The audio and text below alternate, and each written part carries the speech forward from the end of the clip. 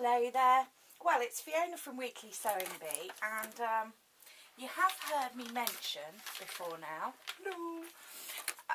bias binding, and you may have thought it was a big conspiracy that I wasn't going to tell you actually how to do it.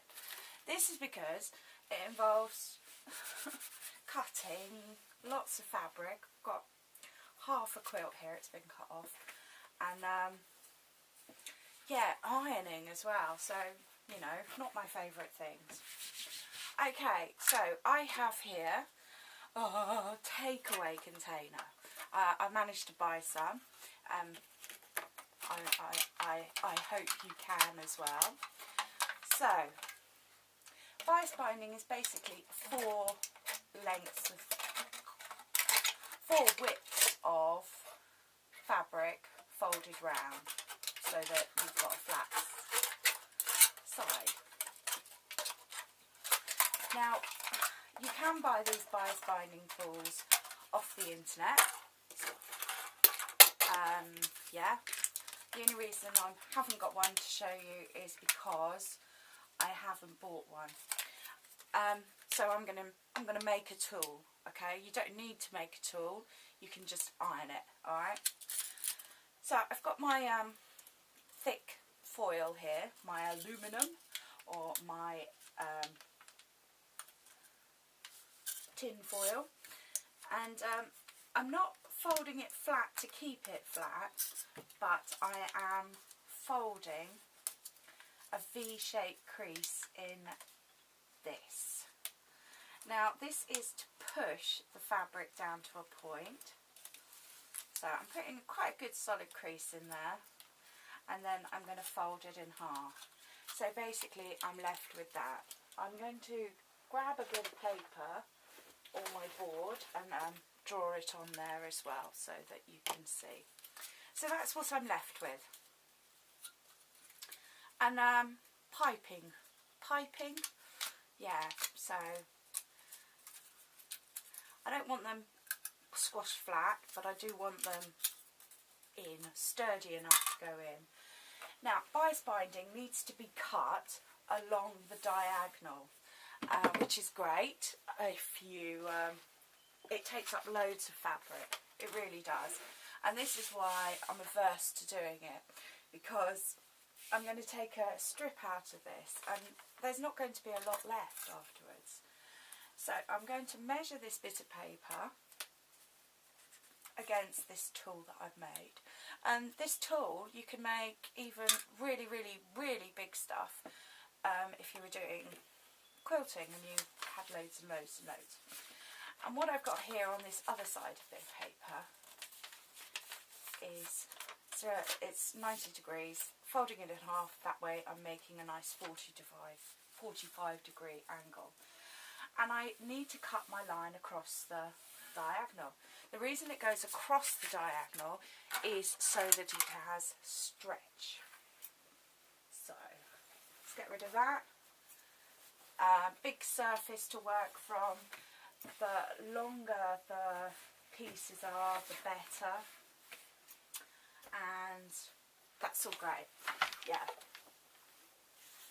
And you just need to do it. Really. And then you are left with triangles of cloth, which you can make stuff out of, don't get me wrong. It's quite nice to start off with a big square, isn't it? So, I know, if I was doing this without the camera, then I would do it on the floor, I would do it on my bed, I would probably give myself a little bit more room. But I wanted to do it here, and yeah, and that's fine.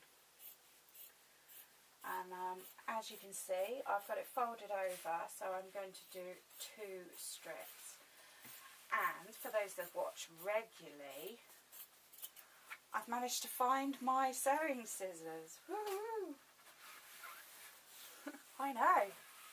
I don't know where I found them, but they're mine. Yes. They do tend to wander off, but lovely. So I've got my 2 strips there, my 2 long strips.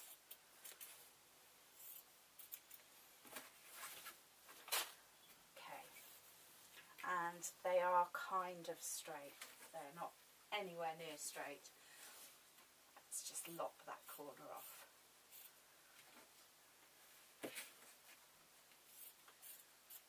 Okay, now, how long do you need your piece of bias binding?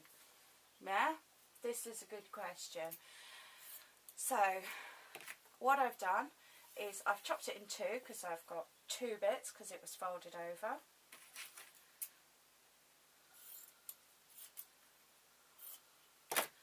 And I'm just going to grab my sewing machine, which is all plugged in.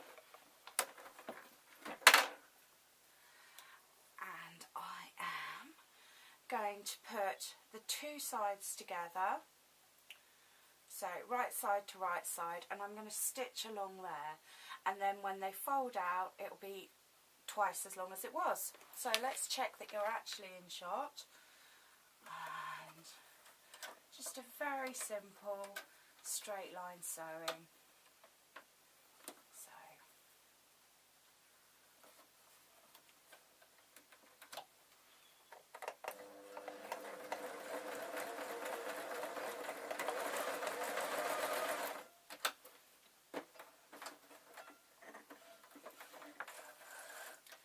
Lovely, trim off the excess, and now we have a continuous strip.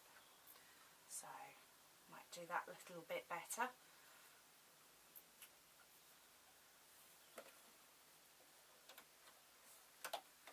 Or I might start again. Sorry, I oiled the machine before I went down to the shop, so because they were feeling a bit unloved.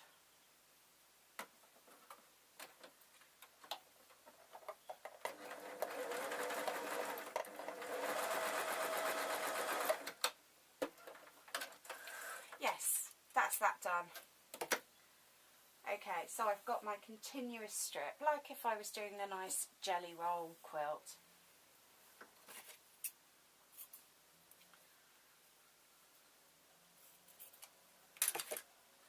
I can get rid of that. And I need to plug my iron in. Now, you can only use it with the temperature that you can normally use it. So if it was silk or satin, then you'd have to do it on a light temperature, and as this is cotton, we can go a bit hotter. So I'm just going to make use of that bit of fabric just because I'm not 100% sure how much the table lining can take. So what I need to do now is I need to pull this through. So I can get it started and then I can just push it through. And what I'm probably going to do is not worry too much about the first bit, and then once I've got it going I can then pull it through like I would on a shop bought one. So yeah, and it's tricky, it's fiddly. It will, once it's got going, save you time, obviously. So, okay. I'm going to cheat big time now. Alright, what I'm doing is I'm pinching the curb line, the centre line, and then I'm folding this in. So I'm basically making bias binding without the iron on my fingers, really.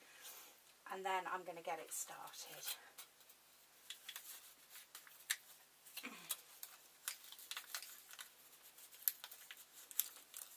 So, there we are. Pull it through. Make sure it doesn't twist or anything, or make sure it doesn't get big on one side and the other. Okay, now it's going. I can fold it up slightly. So, there we have our bias binding. And with our iron, which is now clicked, I can literally iron it, tug it, iron it, tug it. Obviously just keeping an eye on that it's all going into line. Okay, so that's grand. When I get to the join, I might actually take it out of the machine and then just fold this bit by hand, which is all very well. If you don't have the tin foil, or you don't feel you need it because you don't have that much, then we're going to fold it in half, and I'm going to iron it. And then I'm going to fold that quarter in and fold that quarter in, and then I'm going to pull it just to keep it in place. And you can get quite quick at this. There is a sort of natural rhythm to it. So now we have bias binding, and the thing about making your own, fingers crossed it's cheaper, but you can get the pattern that you want, because you can buy it in many colours and you can buy it with many patterns, but there's no way to tell that you can buy it with this pattern. So it's all very good. Good to know, good to do. I must admit, if it was satin, I wouldn't even attempt to. I would either go for a near enough colour or a contrasting colour. It's just a sort of Fiona Lazy thing. Okay, I'm going to pause the camera and I'm going to do a bit more just to show you, okay? Not as I could be lying again. So lovely. I put the iron away. Yes, it would be wrong for me not to show you this. This is a binding foot. Screw that up.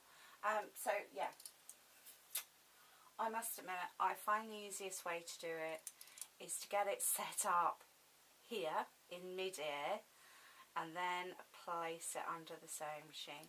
So what I'm doing is I'm threading this through here. So I've got my curved ends in, and then I'm pulling it through the back here. Then I have my piece of fabric that I want to put binding on, and I am putting that in between the two as well. So yes, you can see why I prefer to do it mid-air, as it were. It's just fiddly, easier with practice. Yeah, I hold it quite taut, and there we go, it just sort of slides in. Okay, so once we've got it all in position, I'm just checking it from the back. It's all very well that it looks in from the front, but it's good just to make 100% sure. So placing it in between the two and then pulling down and curving it in, checking it from the other side to check that it is exactly where I want it to be, and then placing the lot underneath the sewing machine foot. So let's lower the foot down, and then literally we sew.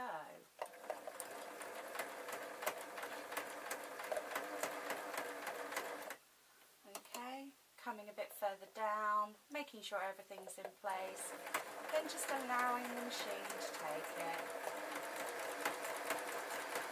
I must admit, I think the setting up is the hard bit on this. So let's take that all out so you can see.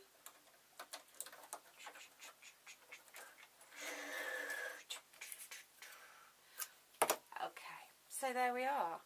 It's very neat. It's a lovely way to finish at ends, and the best bit about bias binding, and the reason that we use it, is that because it is stretched, we can get our threads all caught up in our feet. I'm just going to do a bit without it, just so you can see. Trim that off. And the best bit about it is you can go round curves. So that's quite a tight curve, isn't it? I'm going to place the bias binding on there, line it all up under the foot, and then I'm going to do a couple of stitches. This is so that I hold it in place. I can literally tug this bit of bias binding round. So I keep the bit of fabric that I'm sewing nice and in the centre, and use the machine to pull it, and I'm literally stretching this bias binding around this curve. Okay, let's get that under.